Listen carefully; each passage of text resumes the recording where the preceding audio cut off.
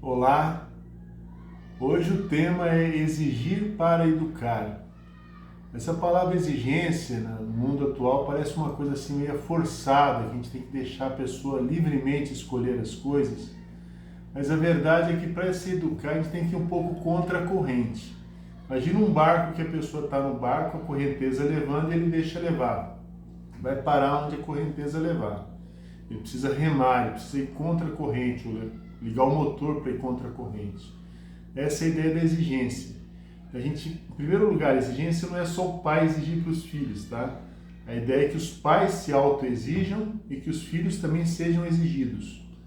Em que aspectos? Normalmente pequenas coisas, pequenos progressos. Isso vai servir para dar de exemplo para os filhos esses progressos, essas exigências. São poucas coisas, uma exigência intensa nessas poucas coisas. Já falou dos períodos sensitivos? Poderia falar, exigir o que das crianças pequenas? Ordem e sinceridade, por exemplo, e obediência. E dos mais velhos? Também pode ser a ordem e o exemplo da sinceridade. Os pais, no caso, né? Crianças de 12 anos, de 7 a 12 anos, o estudo e a fortaleza. E dos pais, o trabalho bem feito, bem acabado, tanto em casa, ter um horário para chegar em casa, para estar com os filhos, etc. Um pouco mais velhos, os adolescentes. Então, cuidar das diversões, eles só querem descansar, distrair, né? Então, essa ideia de sobriedade nos gastos, sobriedade nas amizades, nos amigos. E os pais, também pode ser a mesma coisa. Sobriedade nos gastos, no uso do tempo, nas bebidas, nas comidas, né?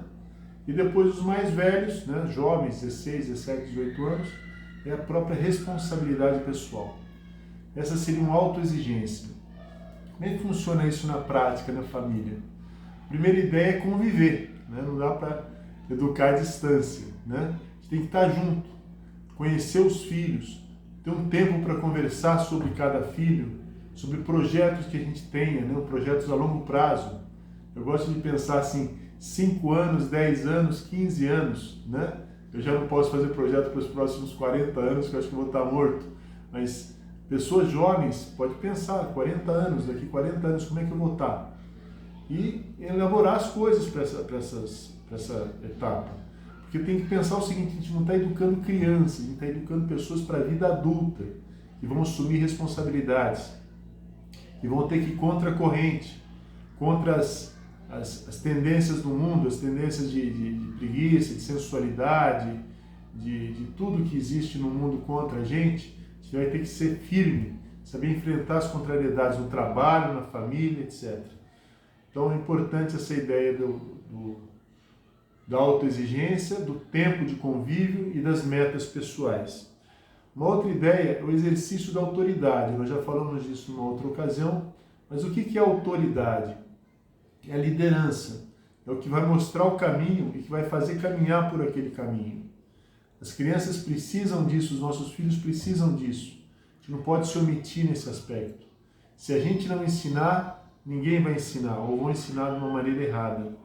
Então a autoridade é que dá a direção. E a direção basicamente é formada de duas coisas simples, tá? Mas complexas, que é a consciência do que vale a pena a gente lutar, do que vale a pena viver, o que é certo e o que é errado. Isso existe, não é tudo relativo, como querem ensinar para a gente hoje. E a ideia da educação da vontade. A gente sabe o que é certo, mas não pratica o que é certo. Outro dia eu vi um videozinho que o rapaz fala assim, você quer ser adulto? Faça o seu dever. Não vai fazer só o que você gosta. Se fazer o que você gosta, você não vai amadurecer nunca.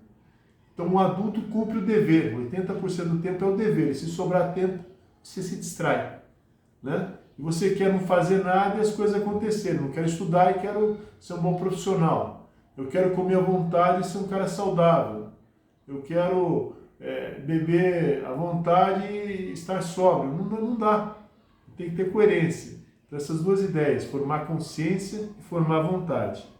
E por último, a ideia da sociabilidade, né? A gente acha que a escola que vai socializar os filhos começam a ser socializados em casa. aprender a pedir as coisas com educação, aprender a respeitar a vez, aprender a obedecer os mais velhos. Então isso começa com os irmãos também, esse convívio entre irmãos, é super saudável. Então a sociabilidade ela começa em casa. Então analisem como é que vocês vivem essa sociabilidade.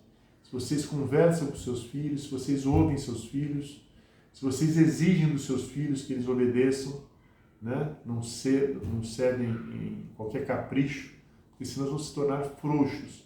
Nós já falamos sobre isso, tá? Existe um livrinho completo sobre esse tema que chama Exigir para Educar. Quem quiser ler, me procura, tá? A gente passa o PDF para vocês, tá bom? Até a próxima, gente!